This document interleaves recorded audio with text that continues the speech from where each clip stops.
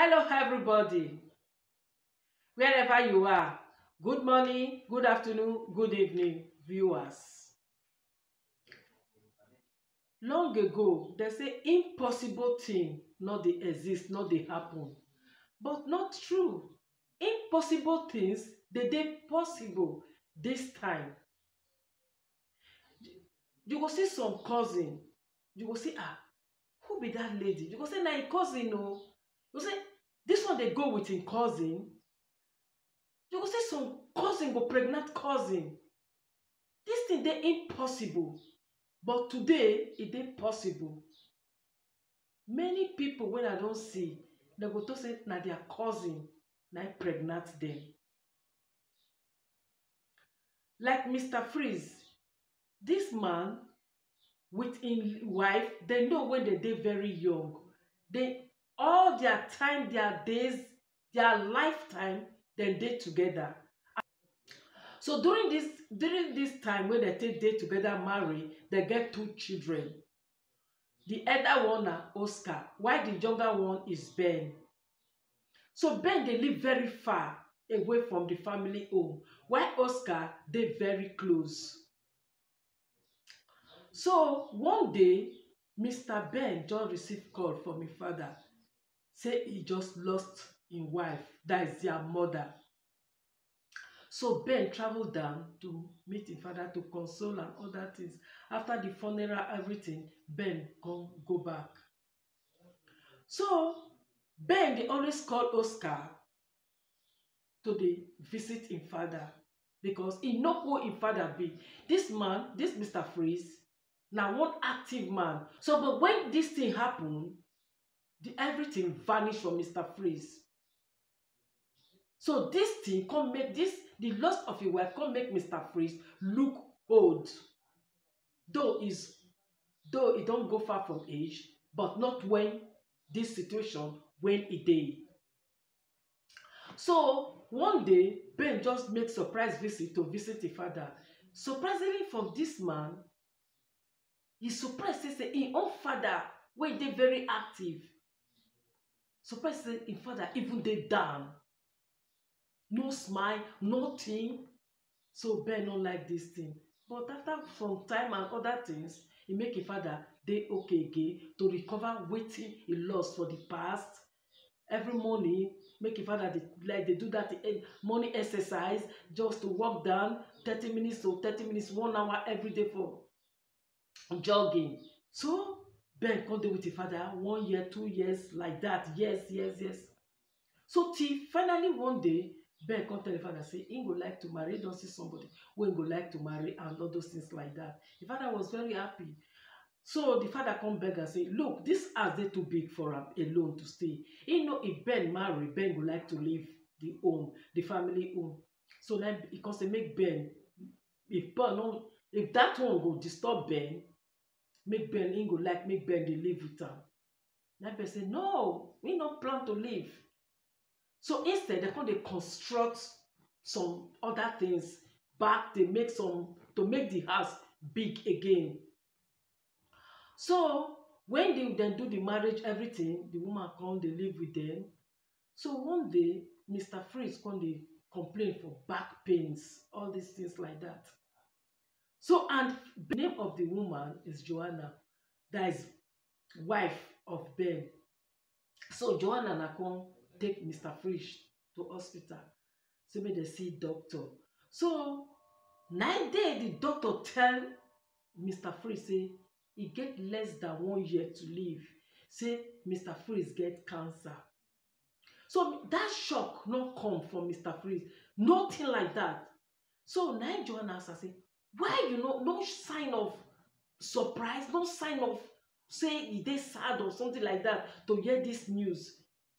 Now Freeze tell her say no, since when he lost him wife, he say na that day he lost everything. If he get only 1 day to live, he no get fear. He can't explain this thing to Joanna.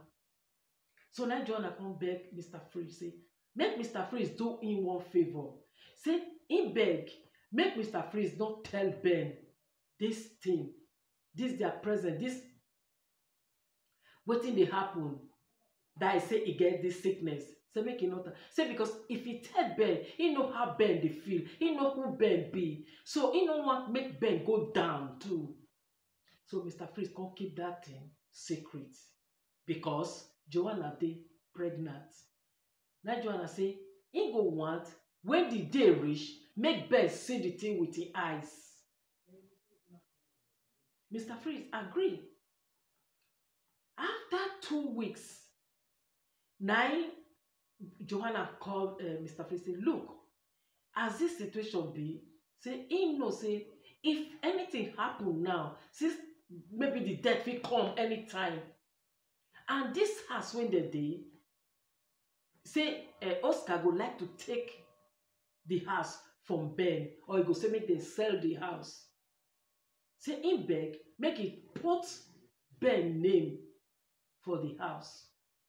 The man accepts because Joanna know how to manipulate something. He know how to manipulate anything. He dey always want, they get wetin he wants. So Mr. Freeze come write Ben name, transfer everything to Ben, put everything to Ben. So after some weeks, Joanna come bring tablets, say for prescription from the doctor. Say e dey good, make Mr. Freeze dey take this thing every bedtime to still make Mr. Freeze dey fit for some time before the day go reach of the last day. So the first day when Mr. Freeze take that tablet, Mr. Freeze say in dey see vision. Everything na double in the sea.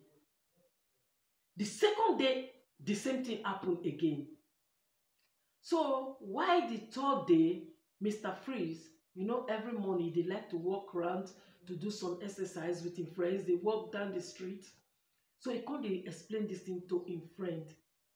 He say, look, something, if this tablet when in dey take, when he said though in time don dey reach, but he no know when. Say anytime the thing will come. But this tablet, they make him dey see double anytime he take am. Now in France, I say, why you dey take this tablet? He come say because he get short time to live. Because he get this sickness, cancer. Say na wetin doctor tell am. So him friend feel bad. He said, but he not tell him son Ben.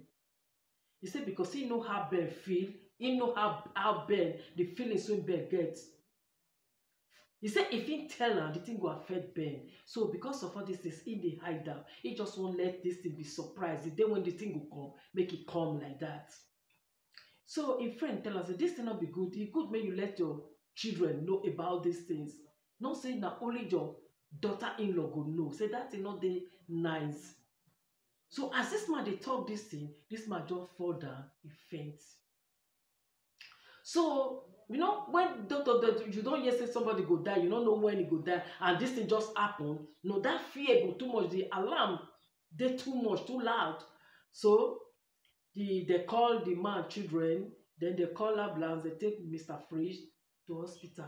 When Mr. Freeze reach hospital now, surprisingly for everybody, he wake up again. Before he reach the hospital, he can recover. So when he recover now they come dey ask am. He say he know say he go soon die, and because he get this sickness. He say so when this thing happen, he no surprise. So now when doctor check am, say okay, which tablet you dey take and wetin dey happen. So when they come check am, do the blood test, do everything, they surprise. He say this man no get this sickness when they talk about. Nothing like that this man get. You know, age people, they one problem or the other, but this man don't get any of those things. So now they ask, I say, how come you can't take this tablet? This tablet when you dey take, not for cancer, but now for somebody who get epilepsy. Why do they take this tablet? So that shock come too much for this man. So this man I can't explain to them, say, look, now in daughter-in-law, now take him to doctor, and when doctor prescribe this medicine for him, when in the take. So from there now, Ben come change towards a wife. Say, how come a wife go betray like this? How come a wife go dey behave? All these things. And this in wife, na somebody wey be say, when you dey sad, na there she dey happy. Because she get her own health problem too. So anything dey go wrong for the family, so this thing dey make this girl or this woman dey happy.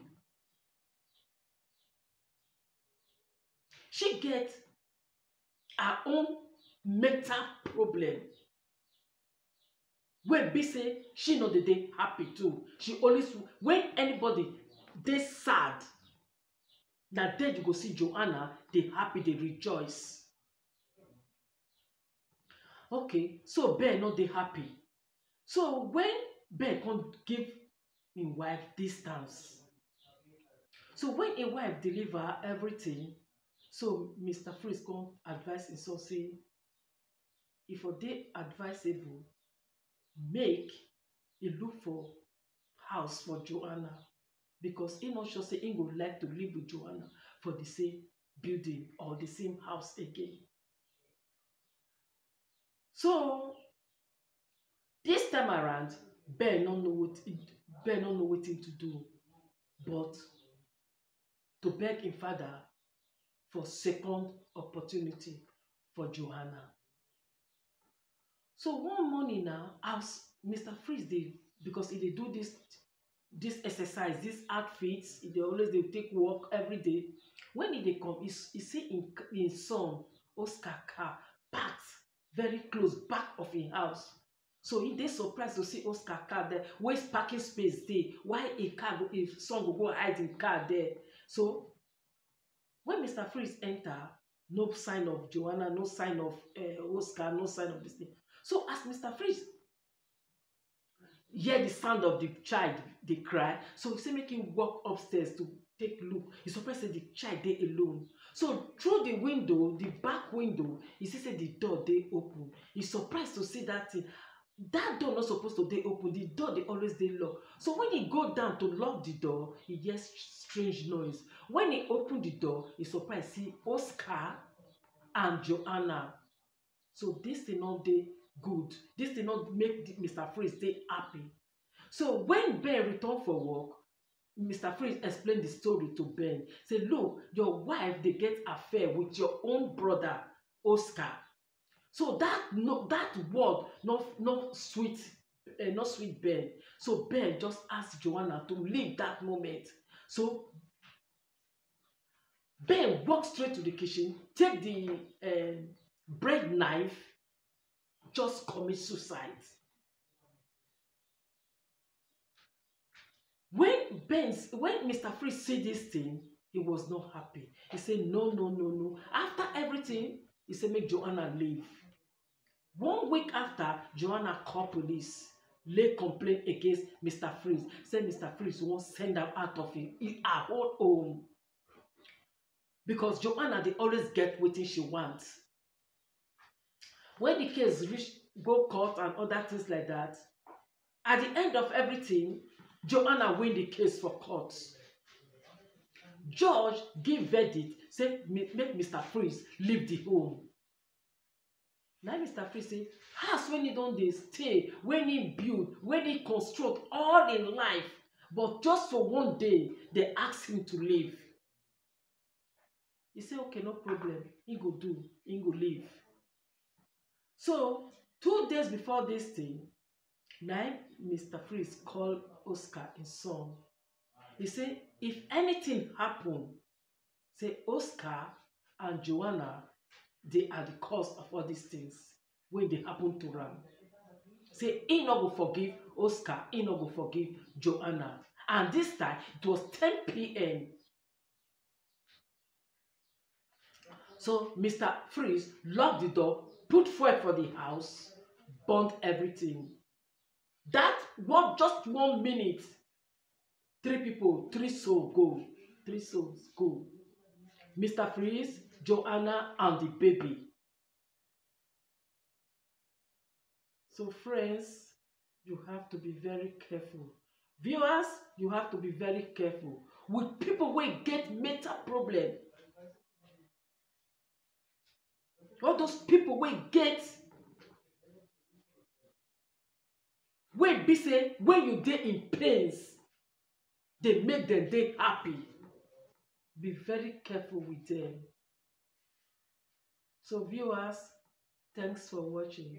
If you love my video, just give me thumb and subscribe me. Thanks and have a wonderful day. Bye for now.